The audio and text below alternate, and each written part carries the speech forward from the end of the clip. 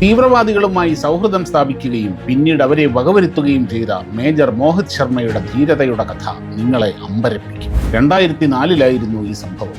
അന്ന് കാശ്മീരിലെ ഹിസ്ബുൾ മുജാഹിദ്ദീൻ ഭീകരർ സൈനിക വാഹനങ്ങൾ ആക്രമിക്കുകയും പിന്നീട് വനങ്ങളിൽ ഒളിച്ചിരിക്കുകയും ചെയ്യുന്നത് പതിവായി. ഇന്ത്യൻ സൈന്യത്തിന് വലിയ തലവേദനയായി മാറിയ ഇവരെ ഇല്ലാതാക്കാനുള്ള ദൗത്യം കാശ്മീരിൽ സേവനമനുഷ്ഠിച്ചിരുന്ന മേജർ മോഹിത് ശർമ്മയെ ഏൽപ്പിച്ചു. ഈ ദൗത്യത്തിനായി അദ്ദേഹം മാസങ്ങളോളം താടി വളർത്തുകയും കാശ്മീരി ഭാഷ പഠിക്കുകയും ചെയ്തു. ഒരു കാശ്മീരി യുവാവിനെ പോലെ തോന്നിക്കാൻ ഇഫ്തിഖർ ഭട്ട് എന്ന പേരും സ്വീകരിച്ചു. തൻ്റെ സഹോദരനെ 2 വർഷം മുമ്പ് ഇന്ത്യൻ സൈന്യം കൊലപ്പെടുത്തിയെന്നും അതിന് പ്രതികാരം ചെയ്യണമെന്നുമാണ് അദ്ദേഹം നാട്ടുകാരോട് പറഞ്ഞിരുന്നത്.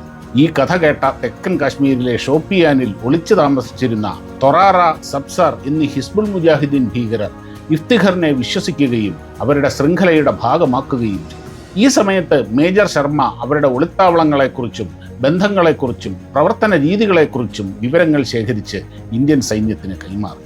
ഒരു സൈനിക ചെക്ക് പോസ്റ്റ് ആക്രമിക്കണമെന്ന് മേജർ ശർമ്മ ഭീകരരോട് പറഞ്ഞു. ദിവസങ്ങൾക്കുള്ളിൽ ഭീകരർ അതിനുള്ള എല്ലാ ക്രമീകരണങ്ങളും പൂർത്തിയാക്കി. അടുത്തുള്ള ഗ്രാമത്തിൽ നിന്ന് 3 ഭീകരരെ കൂടി അവർ വിളിച്ചു വരുത്തി. ഇതിനിടയിൽ ഭീകരനായ തൊറാറയ്ക്ക് മേജർ ശർമ്മയിൽ വീണ്ടും സംശയം തോന്നുകയും അദ്ദേഹത്തിൻ്റെ ഐഡന്റിറ്റിയെക്കുറിച്ച് ചോദിക്കുകയും ചെയ്തു. തൻ്റെ തോക്ക് താഴെ വെച്ചുകൊണ്ട് മേജർ ശർമ്മ അവരോട് പറഞ്ഞു, നിങ്ങൾക്ക് എന്നെ സംശയമാണെങ്കിൽ വെടിവെച്ചു കൊന്നോളൂ. എന്നെ കൊല്ലുകയല്ലാതെ മറ്റു വഴികളൊന്നും നിങ്ങളുടെ മുന്നിലില്ല. എന്നാൽ ഇതിന് അള്ളാഹു നിങ്ങളോട് ഒരിക്കലും പുറക്കില്ല. ഈ വാക്കുകൾ കേട്ട ഭീകരർ ആശയക്കുഴപ്പത്തിലായി. ആ നിമിഷം മോഹിത് ശർമ്മ ഉപയോഗിച്ചു. അദ്ദേഹം അല്പം മാറി നിന്ന് തൻ്റെ 9mm പിസ്റ്റൾ ലോഡ് ചെയ്യുകയും 2 ഭീകരരെയും വധിക്കുകയും ചെയ്തു. ഒരാളുടെ തലയ്ക്കും മറ്റൊരാളുടെ നെഞ്ചിനുമാണ് അദ്ദേഹം വെടിവെച്ചത്. അതിനുശേഷം അവരുടെ ആയുധങ്ങളുമായി അദ്ദേഹം അടുത്തുള്ള സൈനിക ക്യാമ്പിലെത്തി.